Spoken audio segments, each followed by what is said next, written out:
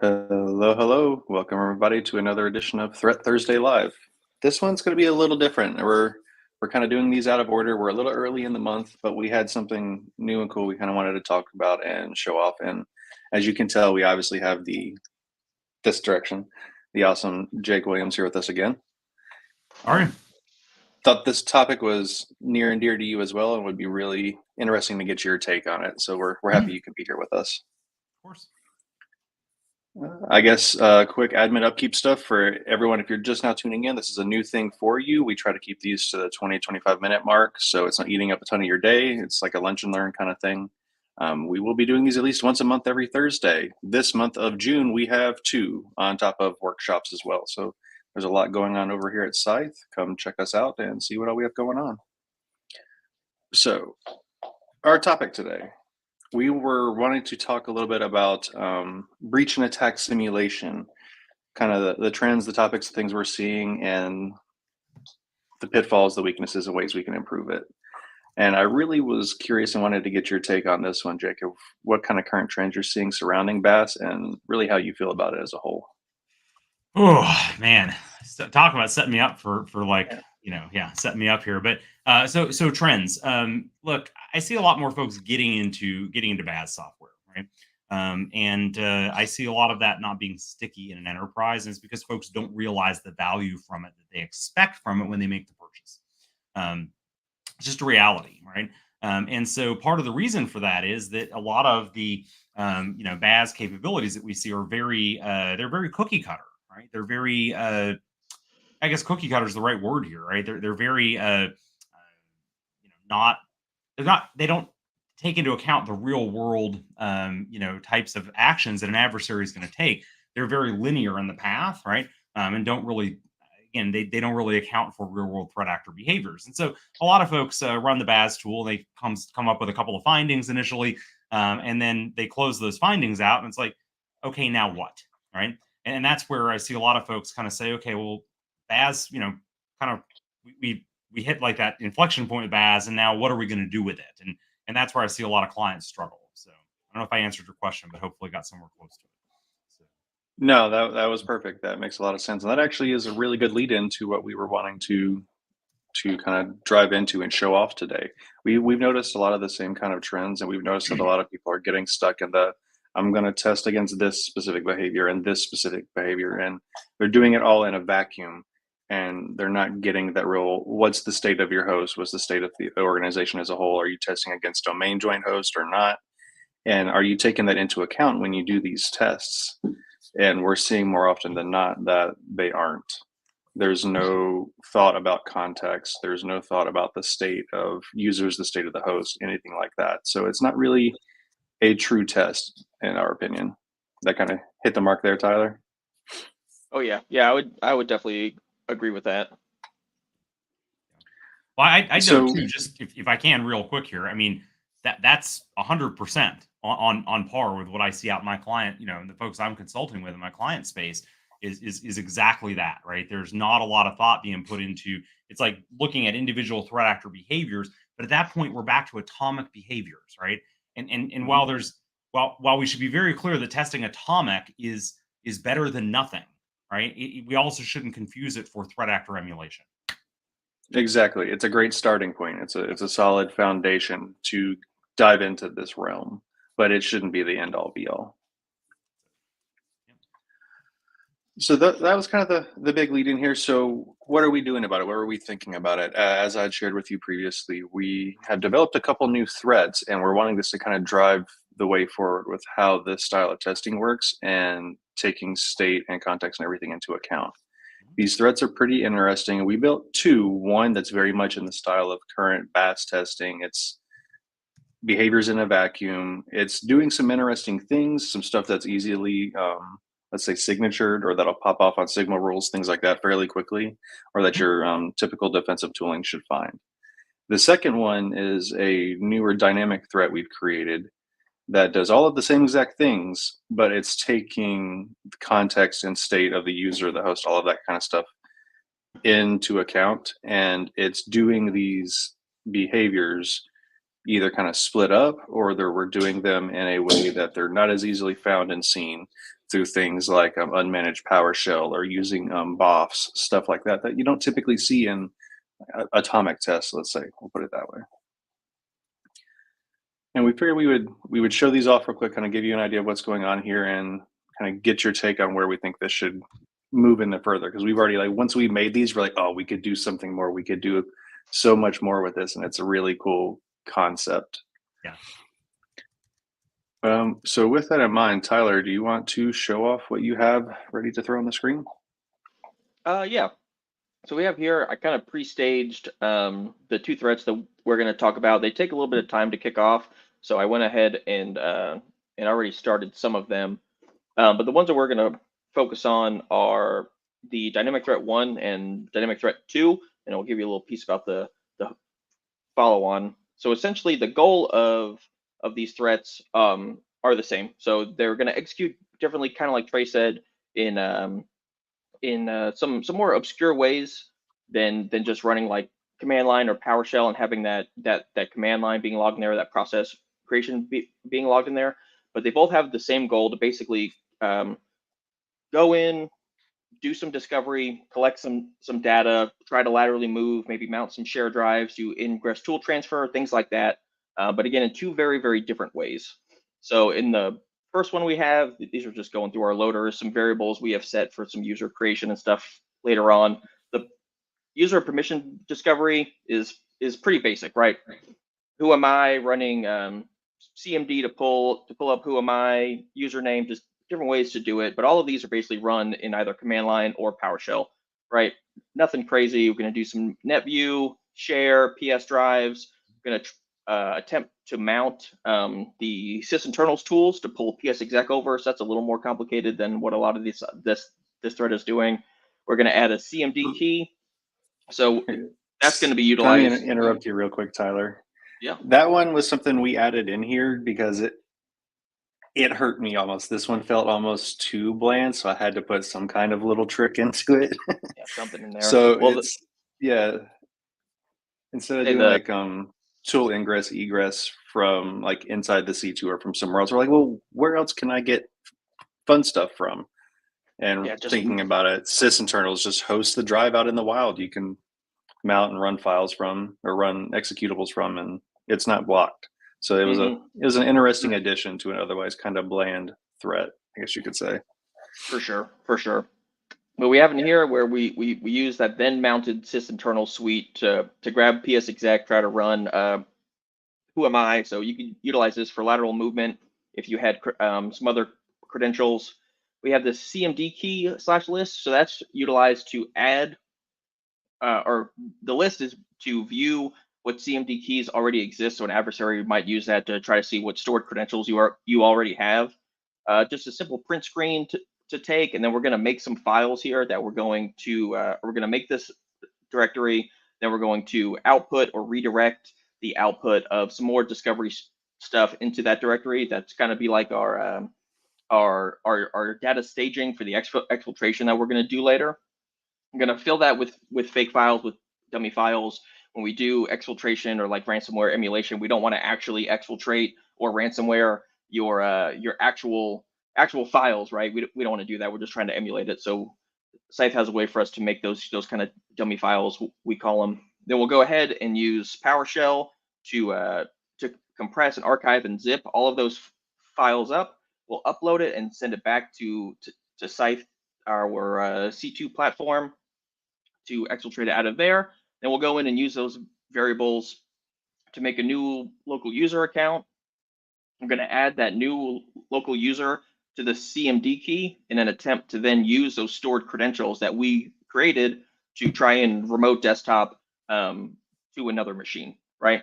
So that's the first threat. Not super crazy. Everything in here should be visible. It's all should all be logged either by sysmon or in the security log.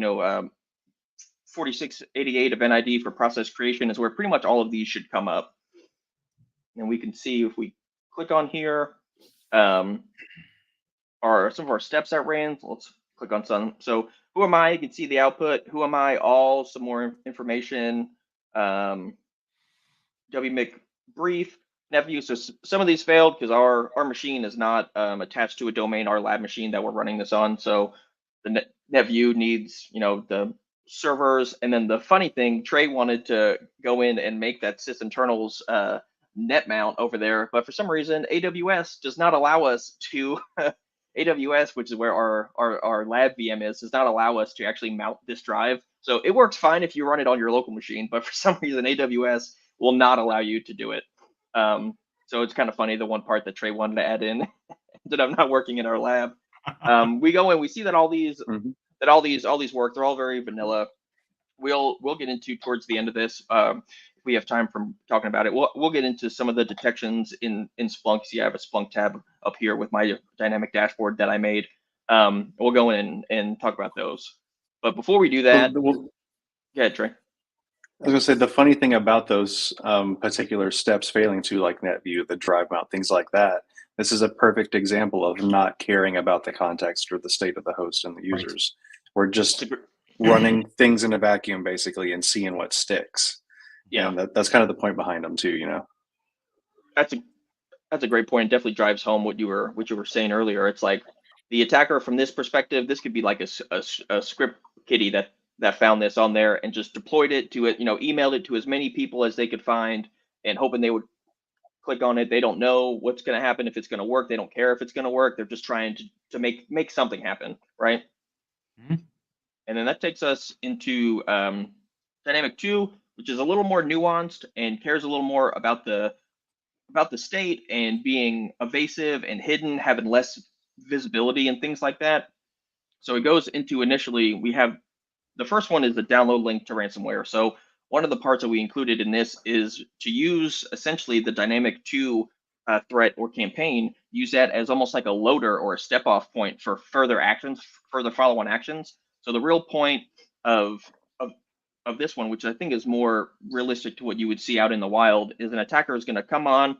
This is post-exploitation. They're going to go on. They're going to do some discovery, maybe grab some files, but not do anything super loud.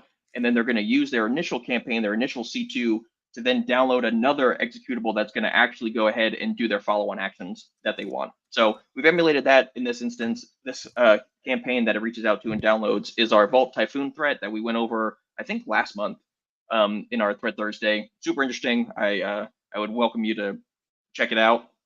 Here we load some more modules, and you can see that these are already different, right? So the modules we have in Scythe, a lot of them will execute only in memory, so they're much more difficult to see. They're not going to show up in your security log or your sysmon without additional tooling, and even some EDRs aren't really going to see some of this stuff. It's difficult to see in memory only execution, like right off the shelf, right?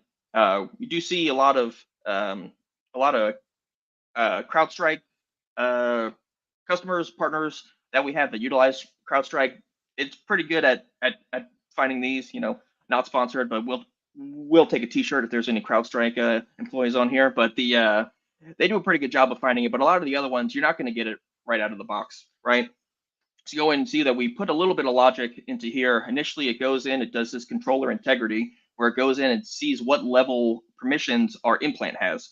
So if we're already a high or system level integrity, we're already an admin or a system level user, we're not gonna run these. But if not, we're gonna do a little extra recon. We're gonna load mimicats. We're gonna load elevate, which is gonna pop up a UAC prompt to try to coerce or convince the user on that endpoint to give us some higher permissions.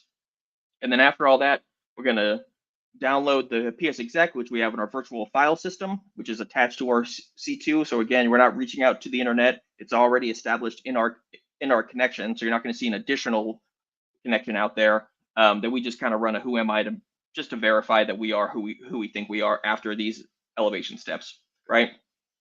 So then we're going to go in, and I'll let Trey talk about these because he is the elite red team hacker man that we have here, him and Jake. But then we go in and we execute some buffs for who am I and route print and firewall rules. Trey, you want to talk about those for a second?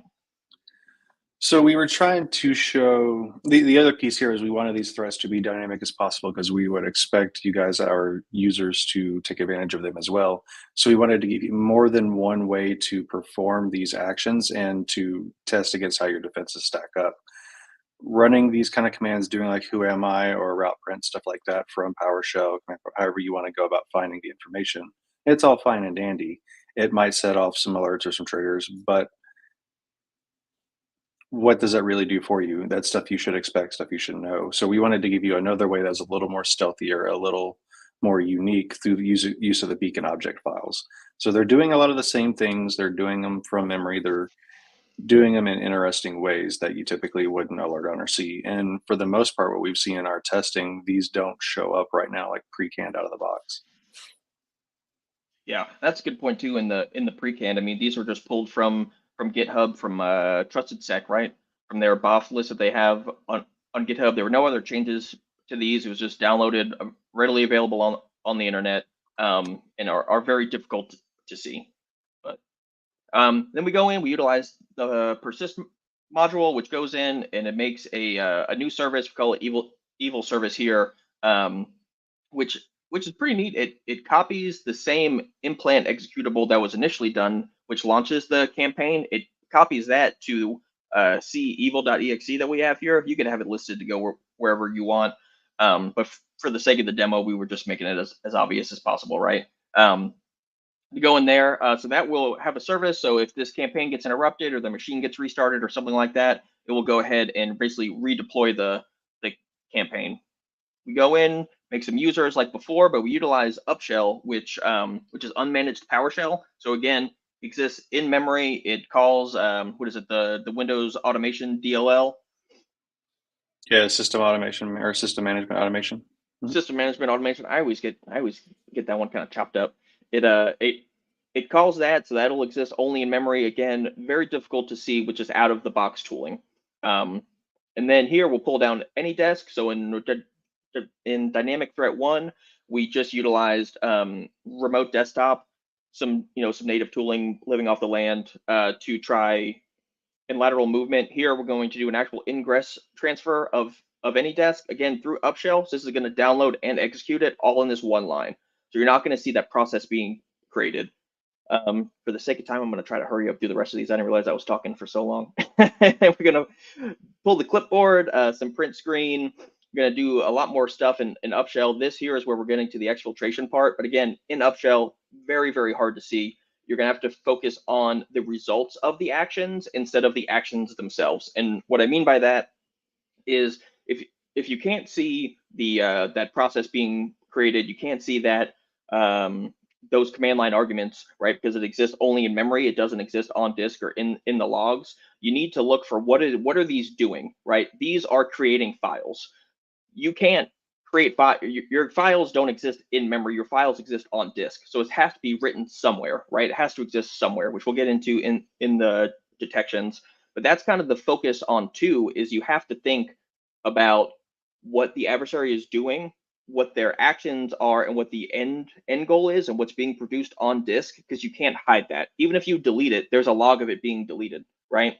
So that's just a focus on detection. See, I have the blue shirt on, so that's really what I'm here for, is the detection piece. Well, that's been really an interesting thought here as you go through these previous couple of steps. So when you think about the user creation, even if it's a local user as opposed to domain, things like that, we've put these in here very strategically. The whole point, and I think this is something you would agree with here, Jake, is yeah, we watch for all of these behaviors, but we're not watching for the state and critical changes, say, to specific or protected groups. We're not watching for users getting new permissions necessarily. And the other one that's really interesting, which we've seen across several PTEs here recently, is where people are so dependent on certain tools that they're not even shipping logs up anymore from the local host. Yeah. Which we're seeing a lot. So all of these take advantage of that new trend that we're starting to see of, well, we don't need the logs. The tool should do it for us, right? Yeah. Works really well until somebody does a BYOVD attack and disables your tool, right? If I had $1 for every time somebody is like, but Jake, I have tamper protection. And I'm like, neat, I have a driver, right? Like, I don't care what your tamper protection looks like. If I'm in kernel mode, brother, we're all in ring 0 together. I win that fight 10 times out of 10. Right? So Thank you.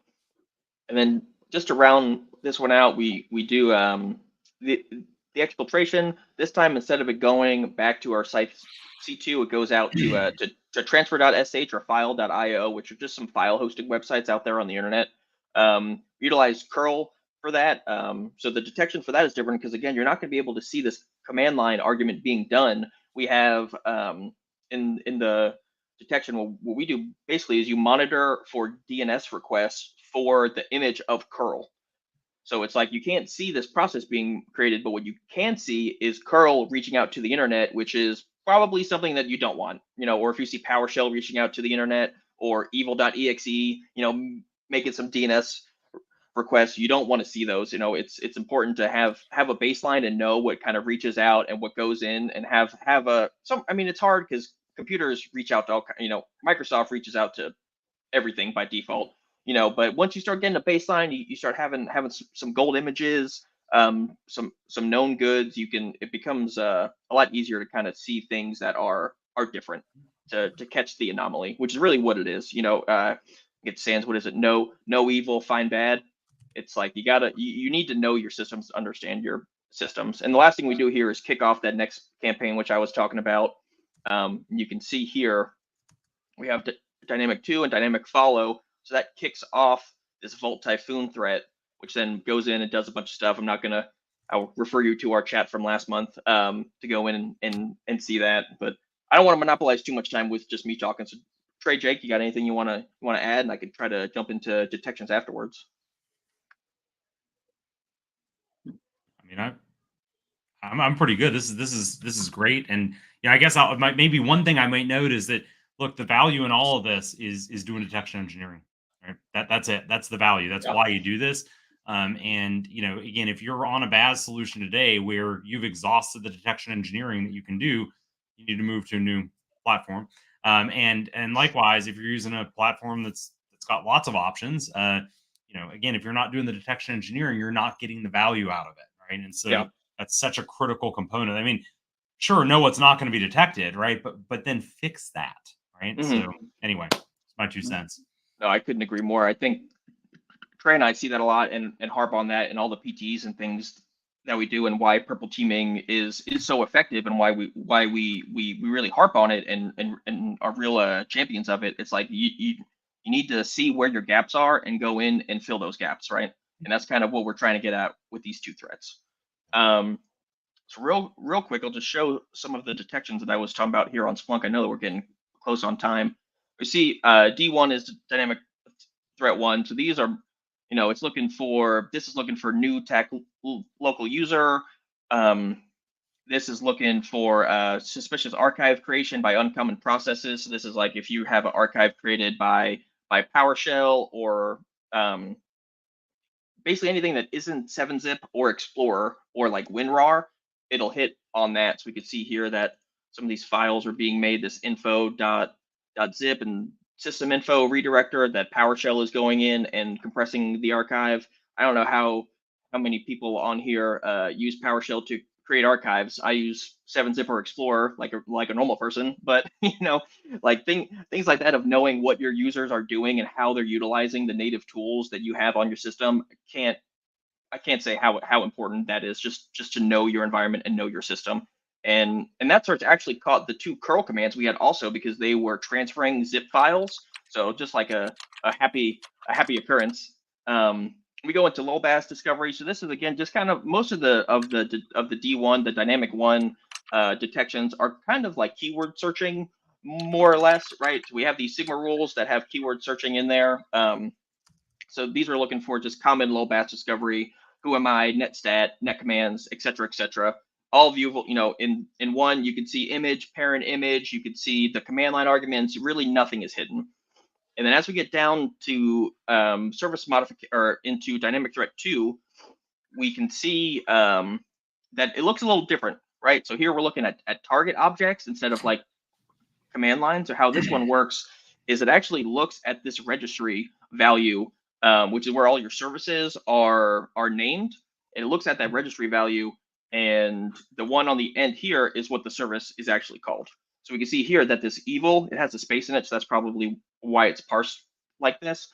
But you see that this evil service is created. So one of the things that we really saw with Dynamic Threat 2 is you need to like continually monitor for these events to happen so you can know what should be there and what shouldn't be there. So maybe you could have an alert where this runs every day, and if there's a difference, you get an alert for the difference, right?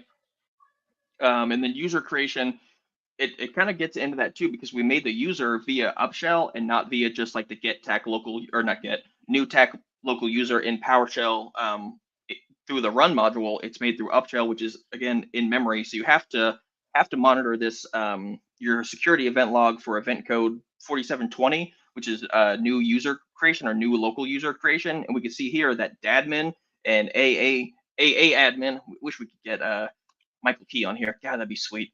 With the AA run, the AA admin over here, we can see that those were created, but we can't see how they were created. We don't see in this what command line arguments were run to create it, but we have evidence, we have an artifact that it was created. So from that point, you can go back and kind of, this is how I like to use the MITRE ATT&CK framework. You could take this point for persistence local user creation, you map that with a red block on your navigator, and you're like, okay, for this to happen, something to the left of this had to occur, right? So then you can dig in and start doing some more detection engineering and things like that. Oh, I just realized that our faces aren't covering it.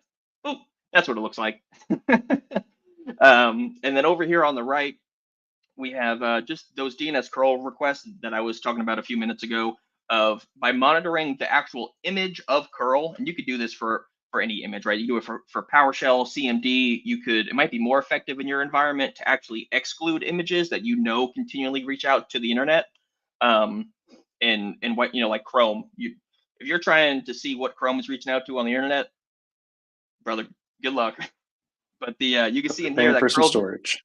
Yeah. Oh yeah. That curl is reaching out to file.io and transfer.sh. That would probably warrant some kind of an investigation, right?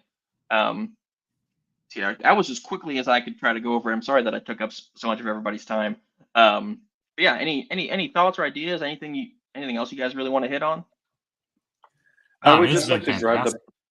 Oh, go ahead. I would like to drive the point home again that this second threat is really taking a bunch of different things into account and testing for all of it within a single emulation. So we're looking at the context and permission sets, like for the host and user. We're looking at things like DLPs. So are your allow listing and block listings doing what they're supposed to? Things like transfer.sh and file.io. There's no reason your users need to go to these places. So these are easy wins, easy blocks that like these should not be accessible. Turn them off. Don't make them accessible anymore. But it also drives home concepts or thoughts that, I mean, it sounds silly to say, but understanding your users and groups, what the counts are, how many people are there, things like local users on host, especially if you do a standard image, don't really change unless you make an explicit exception. So understanding that, hey, typically we don't create new local users, or our print admins group only has 30 people and today there's 32. Well, did we have a ticket? Was there a change? Like user group inventories, permission, like understanding all of those different things and understanding what assets you have to include what applications are typically in your environment. So we're really taking all of this into account in one big picture in a singular threat. We're not trying to do this across 5 threats or just test for individual behaviors anymore. Yeah, for sure. Awesome. And then Jake, I think you said you had a hard stop here. So if you Yeah, have anything for you got to go. I know that you're a busy guy. Yeah, no, my apologies, man. I'd love to say on a chat, but no, this is. I mean, look, I think everything we've covered here, and we've kind of driven the point home, man. It's all about detection engineering, and it's about running more realistic threats, because you will quickly hit the limits of DE, right? Detection engineering. You'll very quickly hit those limits of detection engineering if you're not running more realistic threats. So, guys, man, always a pleasure to join you. I apologize, I have to drop, but I'll catch you on the next one. Have a great day. Appreciate Thanks, Jake. Yes, sir. Appreciate you. Yep. Thanks. All right, well, I think that puts us just about to the end anyway. So. Yep, we're a little over time, but we stayed under that 30-minute mark. So I'll take that as a win this time. There you go. Take it as a W. But all right. But yeah, so for those of you that are customers, expect a knowledge base article up here in the next few days with these threads posted in there for your use. You can give them a try, see how they work in your environment. And Expect more of this style of content from us in the future. We already have plans for another one we want to build in the same similar style. And a lot of our content that we've been building or that we're updating is all moving to a more dynamic based threat scenario. It's no longer just static behaviors and testing against simple atomics, I guess you could say. Yeah, try to be as real If as you have any, possible, taking that state, seeing what permissions we have, what they have, what we can do, and moving on from that. Yeah, I think the next one we do with this is going to be pretty sweet. yep. With that, if y'all have any questions, comments, concerns, feel free to reach out at us on the socials or at our support portal, anything like that. We're always here to help, here to answer questions. We appreciate y'all's time. Tyler, let's take us out. All right, thanks everybody. See ya.